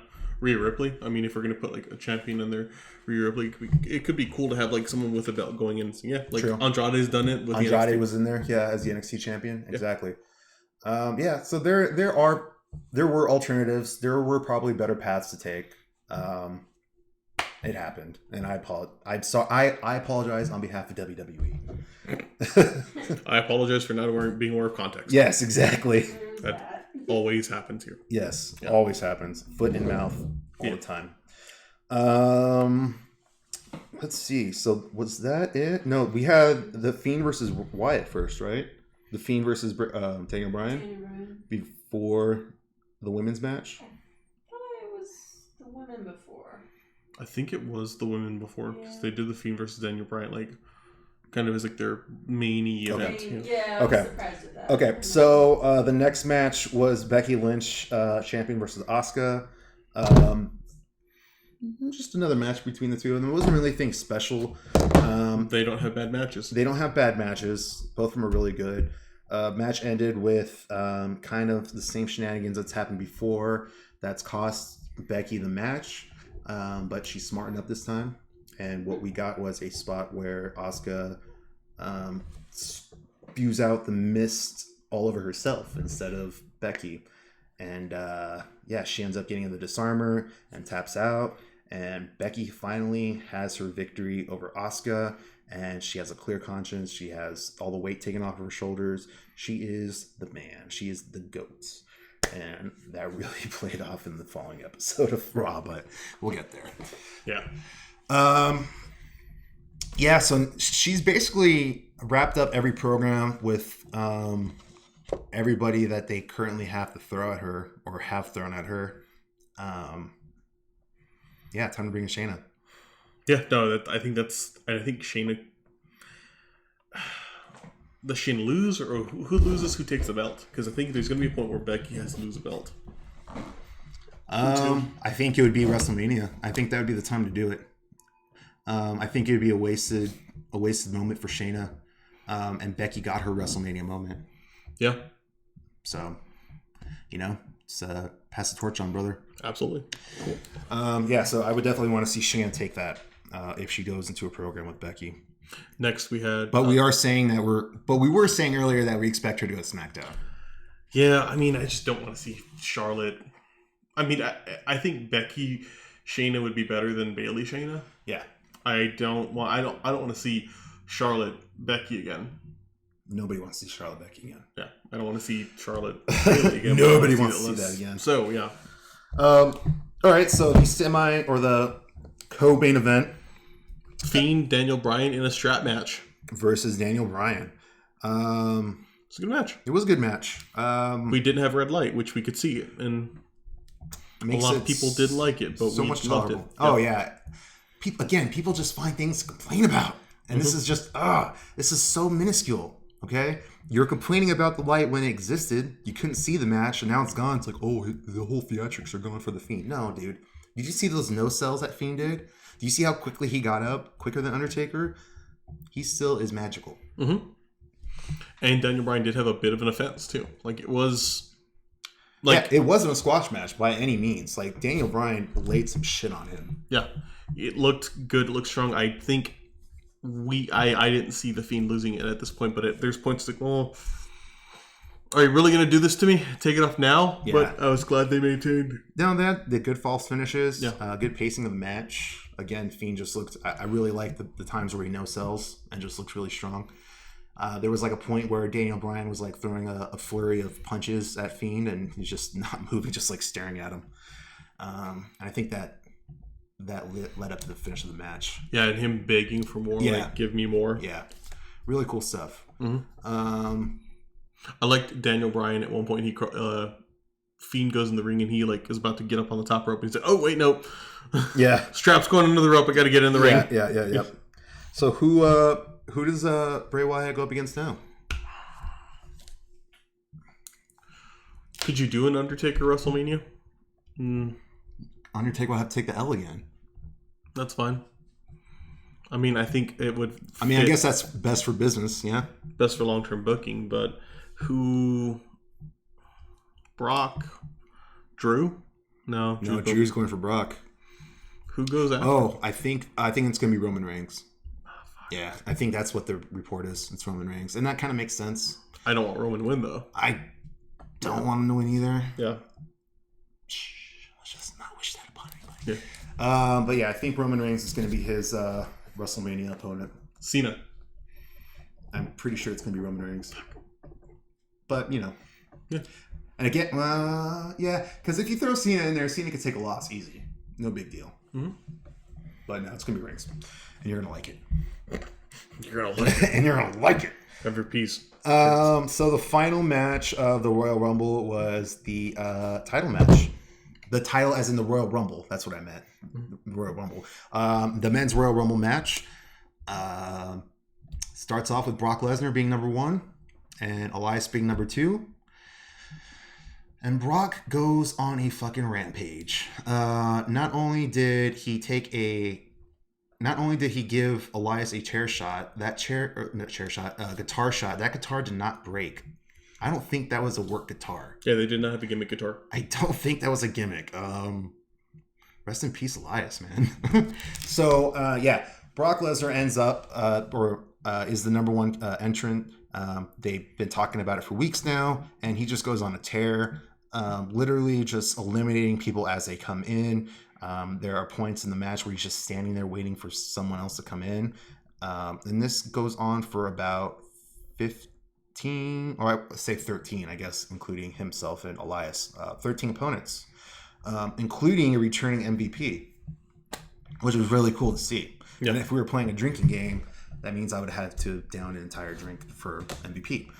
I loved, in the squashes, I loved Morrison, who they totally fucked his pop. Oh my god, dude. And then he comes into, Yeah. it's Morrison, and then he's out in 10 seconds. Yeah. And it was like, well, you can do flippy shit, we're going to throw you out. Keith Lee was cool. I loved Brock's reaction to Keith Lee, where, Yeah. and the time with the chonkers. Yeah. Keith Lee and Braun come in.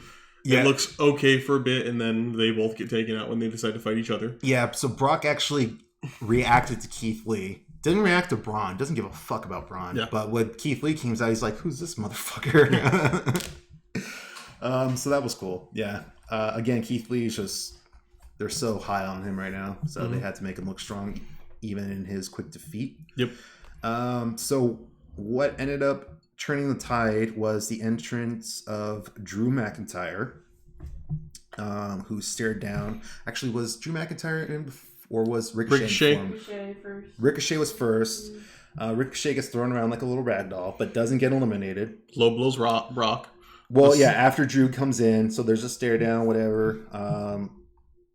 Ricochet gets the low blow in, like kicks him. Looked pretty freaking hard, man. Yeah.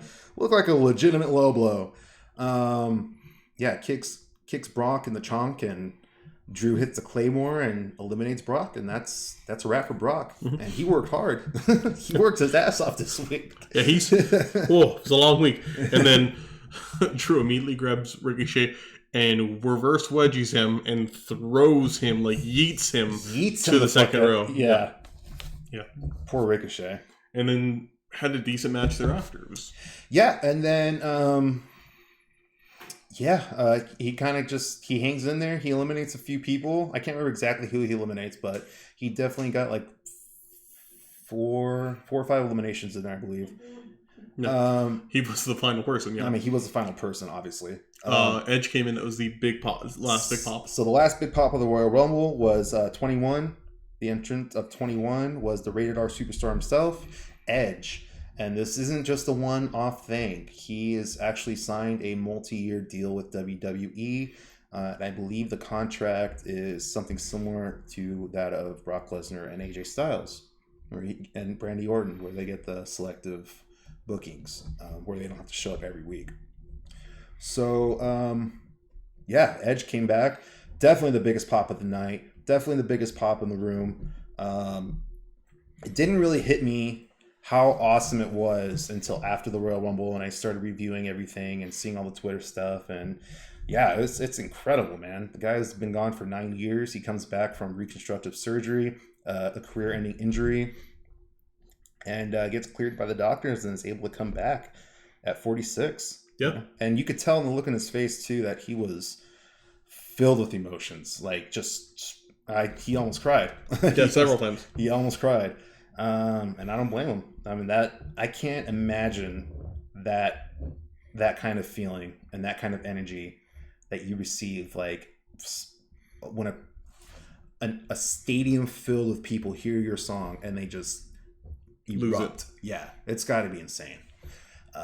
So really cool for Edge, and he hangs in there too towards the end. I think he was like final 3, right? Mm-hmm. Yeah. I see him, Roman and Drew. Roman eliminates him. Drew eliminates Roman. Huge pop for Drew. Huge pop for Drew. Like, everyone loved it. And that's really because you know why? Everyone was afraid that Roman Reigns was going to be the winner. So, Oh, no, not again. yeah. So, when it wasn't Roman Reigns and when he was the final one getting thrown out, it was like a sigh of relief from all those people. And yeah, they popped and Drew cried. I cried. Mm-hmm. I cried, but I cried inside. But really happy to see that. And he was the guy that I picked to win. Despite my beliefs that WWE would never do it. Yeah. And they did it. They pulled the trigger. They're gonna put him up against Brock. Now, final day of the week, Raw. Raw, yeah. Raw had good segments, but did they make up for a kind of, to me, lackluster show? I think it's hard to follow up a big ass show like Royal Rumble. I can say overall that I am really excited for the Drew McIntyre Brock Lesnar program. So I'm instantly like looking forward to WrestleMania because of that. I think they're doing a good job at booking him as a strong face. Where they gave him... They fed him the club. They fed him the club like right away. Yeah, so show opens up with Drew McIntyre cutting a promo. Crowd seems to be really into it. Like, he's getting really good reactions right now. And it's crazy because like I saw people on Twitter and saying like, I just wish he was a heel. I just wish like he was doing this as a heel. It's like, it wouldn't make sense having heel Drew go up against... Well, his heel character got really tired really rapidly. Yeah, it got really... Yeah, it was muddled with Dolph Ziggler, and that's why you got a little bit of too much Dolph in there. Yeah. But yeah, I'm really liking face Drew. I totally think that he can beat Brock, and I think that they might switch a title on him and make him the champion at WrestleMania. I think it'd be good. Yeah, I think it's the best thing to do. I don't... There's nobody else in the roster that's physically imposing as Drew McIntyre. That has the same look. That has that look. You know what I'm saying? Because Keith Lee, you know, he's an example of someone that does have the girth and the size, but he doesn't have the Vince McMahon look. Yeah. Whereas Drew McIntyre has all the tools. He's like Triple H, but blown up bigger. Triple H wishes he had Drew McIntyre's genetics. 100%. Yeah, 6'5". Yeah. Yeah. Yeah, so that's how the show opened. Let's do you have the rundown of the... I'm good. So after that, we had Drew versus the club, and then following that, and Brock comes out and attacks Drew. Mm-hmm. Yeah, Brock showed up. Brock showed up for Raw. Mm-hmm. Yeah, so seeing that's what I think got me excited. It's like, oh shit, this is, you know, Brock is 100% in on this, you know, like he's behind this. He's going to be working with Drew. Another thing too that apparently happened during the Royal Rumble was an backstage altercation between Matt Riddle and Brock Lesnar. Yeah. It's being reported today that what had actually happened was Brock Lesnar approached Matt Riddle, put his hand on his shoulder, and said, you might as well stop tagging me in your social media posts and your social media shit because we're never going to work together ever. That's basically what he told Matt Riddle, like, we're never working together. Wow. That's The disrespect. But apparently Riddle was cool and collective, calm, didn't really, react to it. But a lot of people are saying that, Matt Riddle was being punished at the Royal Rumble. But Dave Meltzer is saying that, no, that was the plan. The plan was to have him come in and out quickly. So, yeah. conflicting reports there. Yeah, and I think he had a good spot. I think Riddle had a good spot in the Rumble. Yeah. Let's see. After McIntyre and the club, we had Charlotte come out and kind of troll, and then Kabuki Warriors came out, and it was kind of a exchange. They interrupted, and so basically Charlotte was teasing who she was going to go for, right? Didn't really come to a conclusion. Then the Kabuki Warriors came out. And Charlotte asked, are you guys challenging me? Yeah. And it turned into Charlotte versus Asuka, and it was kind of a meh finish with a disqualification. Mm-hmm. Yeah. But I'd rather it be a disqualification than Asuka taking another L like that. Yeah. Oh, and we had Rey Mysterio versus MVP. Oh, yeah. So MVP lost. MVP lost. But you know what? Here's the thing about MVP right now. I don't think he's going into this expecting to be the man or expecting to get titles put on him. He's definitely in the twilight of his career. Yeah. He's definitely getting ready to retire within the next year or so. He's probably going to retire at the end of this year, honestly. So he just wants to close out his career with the WWE if possible.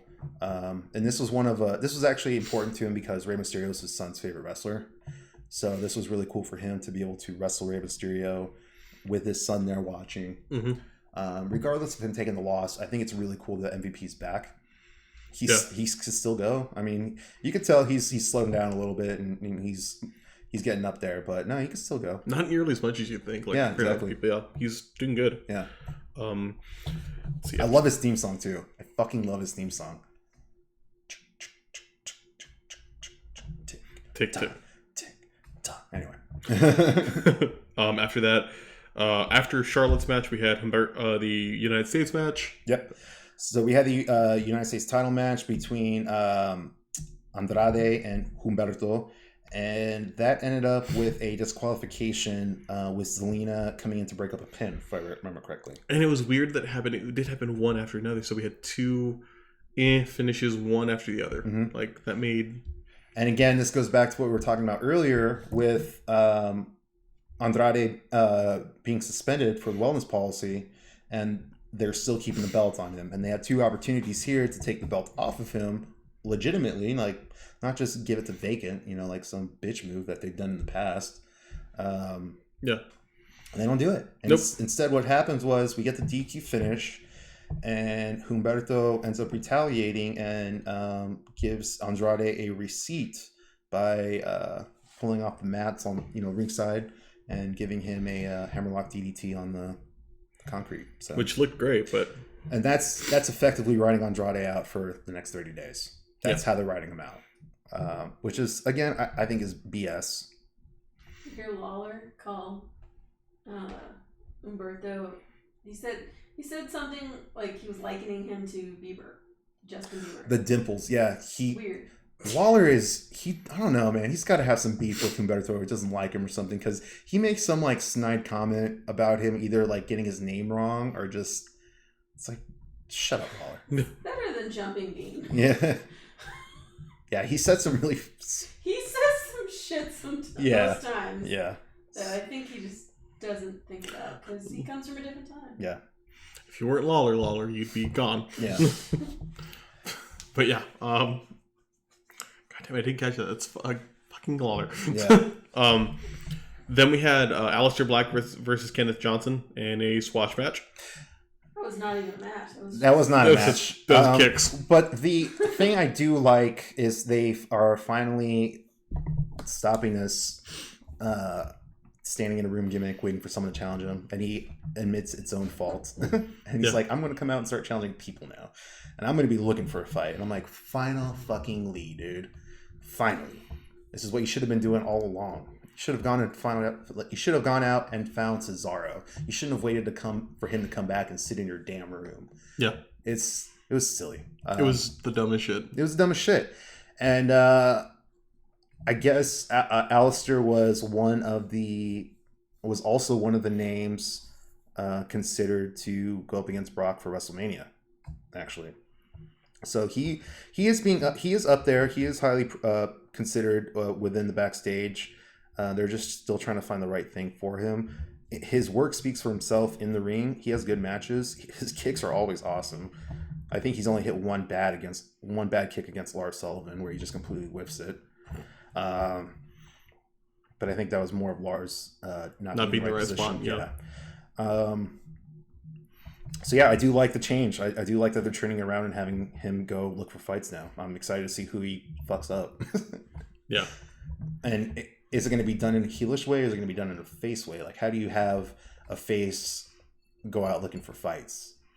APA. Done. Okay, good point. Just bring it on, and coming to find you, like, I want you now. Yeah. I could see it'd be unique and different if they do it right, Yeah. Was it after this that we had the 24/7 segment? Okay, so I don't know how I missed the 24/7 segment. Okay. Yeah, I don't know what happened there. I Mojo think so, yeah, but Mojo came out. Mojo came out and said it's not going to be the belt for hiding and stuff like that. It's going to be a real championship, and he said whoever wants to come get it. But now he has Riddick Moss with him, right? Yes, as his offensive lineman. Well, they both played football. That's their thing. It was. He looked like the guy kind of. No one knew who he was, so it made him look like he was just like, oh, you're. Well, I know. Fun. See, I'm familiar with Riddick Moss from NXT. He was tag team partners with Tino Sabatelli briefly before he got injured. But they were both injury prone in NXT. So every time that they were like getting a push, one of them got injured. So it was one of those things. He definitely has a look. He definitely has, the pro wrestling look. Yeah, it's just 90% of the crowd's like, who the fuck's this guy? Yeah. Cool. Yeah. I was that person. Yeah. But yeah, so No Way Jose comes out. We have a match. No Way Jose loses. Not even a match. I do like the turnaround with this too, and trying to strip away the comedic part of the 24/7 title. And then we brought it back within the same. Yeah. Because then R-Truth's one of No Way Jose's rosebuds. Yep. Comes out and takes it, and then Mojo Rawley gets it again, and we're older now. It's hot potato. Yeah, we're older. Hot potato. Yeah. So how many times is Truth champion now? 48 billion. He is more times champion than there are seats in Serena. That's what's getting him in the Hall of Fame. I would like that to be his thing. Is like, and the 7,000th time 24/7 champion. Like, that's it. Not that he was the NWA champion at one point. No, we'll never speak of that. Yeah. No. But yeah. Let's see. Then we had Lana and Liv Morgan. Yep. So Liv Morgan got her paybacks. She got her comeuppance. Yep. Gets a W. A lot of really quick things here. This is what I didn't like about Raw. Is it was like a lot of like just quick little like done segments. Eric Rowan came out, defeated Brandon Weiss, and it felt like we jumped back. Like this segment, this whole thing needs to end. I wanted Rowan to come out with the cage and Bronk to stomp on the cage and have blood shoot out and it's done. Mm-hmm. But no, still doing it. Still doing it. With no new development to it. Rowan went to the Iron Claw Slam. I got a secret for you, WWE. Nobody fucking cares what's in that cage. Yep. Is that before or after Street Profits? Oh yeah, Street Profits did a thing too. Yeah, right. I walked away. Like literally every time they are on screen, I'm like, I roll. I don't care. I'm just gonna start playing my Switch. Yep. So bad. And what they're doing is so bad. Yeah, I don't like that they're kind of narrating the show. Like they're doing meta narrating. You know what I'm saying? I don't get it. I don't like it. I don't like Dawkins doing his like, yeah, dog, dog, but No, it's like, remember that thing? The member berries. Yeah. Remember when we did that? Yeah. Yeah. Exactly. Yeah, then we had Oh, we didn't we have a when was the Seth Rollins promo? Because didn't Seth Rollins come out? Wasn't there was a Seth Rollins. There's a match with Seth Rollins and Samoa Joe and Seth Rollins, Buddy Murphy versus Mojo and Kevin Owens, and then KO and Joe were like, "Well, where's AOP at?" And then they cut to Stape, and they're like, "We work in wrestling. They have pre-tapes." And then they're like, "Stupid, you're a liar." and then the Viking Raiders attack them, which is cool because I'd like to see the Viking Raiders be in something. Yeah. And they're like two big fucking teams fighting is cool. Yeah, no, I'm definitely for AOP and Viking Raiders beating shit out of each other. I'm all for that. That's pretty cool. Doesn't make me it doesn't take away the fact that I'm still pissed off that Seth Rollins is tag team champion. Yeah. Okay. So rapidly. But Samoa Joe got injured too. Was it a real injury or was it real. work? It was real. What did he do? Real injury. I think he got concussed. I think he got. God damn it! I think he got a head injury. Yeah, because it was that Tope Suicida. And the scary part is, It was like a La Parca Tope. it was exactly like it. Even the landing too was like, oh no! I was like, wait, is it because some people were saying it was a work? I was like, No, that looks real fucking dumb to do that as a work. Like, No. that looks dangerous shit. no, he fucked it up. Yep, took it to the face. Yep, took it to the face, man. Yep. But luckily, it was just it's not as serious as La Parca. Thankfully, It's a lot. Yeah. A lot of people, it's all professionals in the ring. The best people to have this happen with did a decent match. Buddy Murphy and Seth Rollins, of course, win. Yep. But yeah, and then the big part of the night. Is there anything else I'm missing? No. I don't think so. Yeah. Well, no. No. Big part of the night. We had Edge come back out. Ending yeah. segment of the show. Cut a promo, and they're building it up the entire night. Oh yeah. Which probably, if you were there, it's just like, God damn it, get to this. Yeah. No, like as watching it, I'm like, I want to see Edge. I want to see what Edge has to say.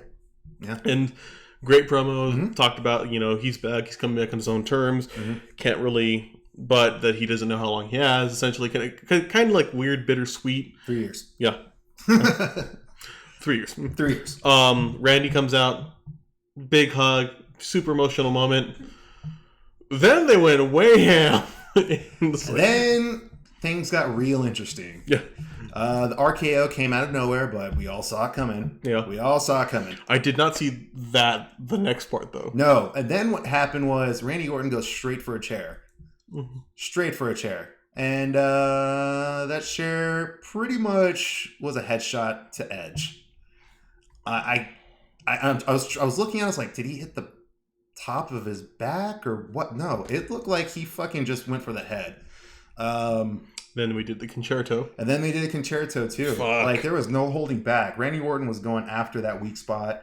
They made it as obvious as they could, and it just looked bad. And the crowd was like audibly horrified. You could hear gasp. You can hear women screaming. It was such a good scene, honestly. For some build, it was good. That's some good shit.